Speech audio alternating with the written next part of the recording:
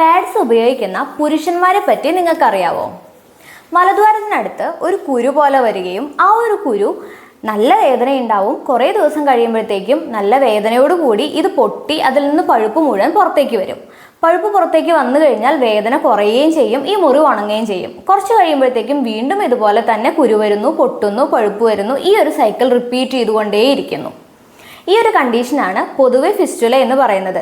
Abscess മാത്രമാണെങ്കിലും ഇത്തരത്തിൽ വരാറുണ്ട്. അതുകൊണ്ട് തന്നെ ആദ്യം ചെയ്യേണ്ടത് ഇത് ഫിസ്റ്റുലയാണോ ആബ്സസ് ആണോ എന്ന് തിരിച്ചറിയുക എന്നുള്ളതാണ്. ഫിസ്റ്റുലയിൽ മലദ്വാരത്തിന് പുറമേ ആയിട്ടൊരു ഓപ്പണിംഗ് ഉണ്ടായിരിക്കും, മലദ്വാരത്തിൻ്റെ ഉള്ളിലോട്ടൊരു കണക്ഷൻ ഉണ്ടായിരിക്കും. ഇതുവഴി പഴുപ്പിൻ്റെ ഒരു തുരങ്കം പോലെയുള്ളൊരു കണക്ഷനാണ് ഇത് രണ്ടും കൂടെ ഉണ്ടാവുന്നത്. പലപ്പോഴും സർജറി ചെയ്താലും ഫിസ്റ്റുല വീണ്ടും വീണ്ടും വരുന്നത് ഈ ഒരു പഴുപ്പ് പൂർണ്ണമായിട്ടും നീക്കം ചെയ്യാൻ സാധിക്കുന്നില്ല എന്നുള്ളത് കൊണ്ടാണ്.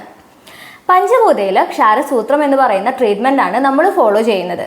ഈ ഒരു ട്രീറ്റ്മെൻറ്റ് വഴി പൂർണ്ണമായിട്ടും ഫിസ്റ്റുലേനെ വീണ്ടും വീണ്ടും വരാത്ത രീതിയിൽ മാറ്റിയെടുക്കാനും സാധിക്കും. അതുപോലെ തന്നെ മലം അറിയാതെ പോകുന്ന തരത്തിലുള്ള കോംപ്ലിക്കേഷൻസ് ഒന്നും ഇല്ലാതെ അവിടുത്തെ മസിൽസിനൊന്നും ഡാമേജ് വരാതെ വളരെ ചെറിയൊരു മുറിവിൽ കൂടെ തന്നെ നമുക്ക് ഫിസ്റ്റുലയെ കംപ്ലീറ്റ് ആയിട്ട് മാറ്റിയെടുക്കാൻ സാധിക്കും.